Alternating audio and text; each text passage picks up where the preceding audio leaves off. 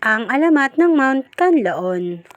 Natatangi sa Negros ang barangay ni Dato Ramilon dahil sa kanyang kahangahangang katapangan at kabaitan.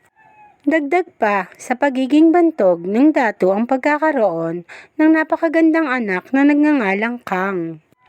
Hindi tumututol si Dato Ramilon sa mga pamimintuho ng kalalakihan sa kanyang anak dahil sa siya ay maunawain at mapagmahal na ama. Madalas nga niyang sinasabing ang lalaking maibigan ng aking anak na si Kang ay hindi ko tututulan. Igagalang ko ang kanyang kapasyahan kung ito ang kanyang ikaliligaya.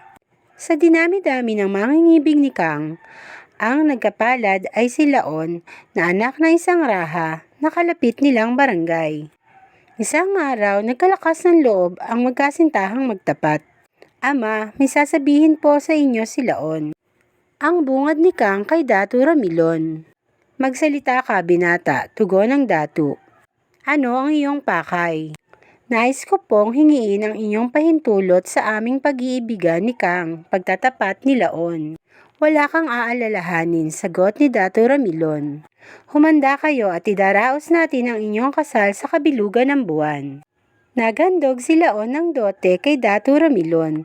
Sagana ang hapagkainan sa masasarap na pagkain, bilang pagsalubong sa pagtataling puso ni Kang at Laon. Subalit, hindi pa natatapos ang seremonya ng kasal ay biglang narinig ang malakas na tinig ng isang kawal.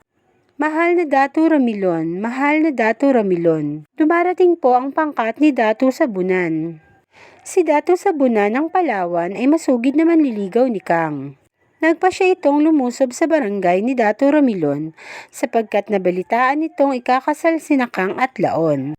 Mabilis na iniutos ni Dato Ramilon na harapin ng kanyang mga kawal ang kalaban. Naganap ang madugong labanan at sa kasamaang palad ay nalipol ang pangkat ni Dato Ramilon, kabilang sina Kang at Laon.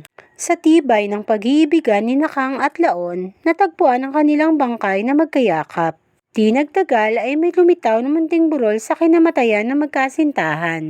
Aba, lumalaki ang burol na kinalugmukan ni Kang at Laon. Nasabi ng isang kawal. Oo nga, at tila nagiging mabilis ang paglaki nito, ayon naman sa kausap.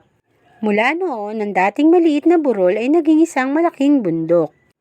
Tinawag ito ng mga tao na bundok ni Kang at Laon.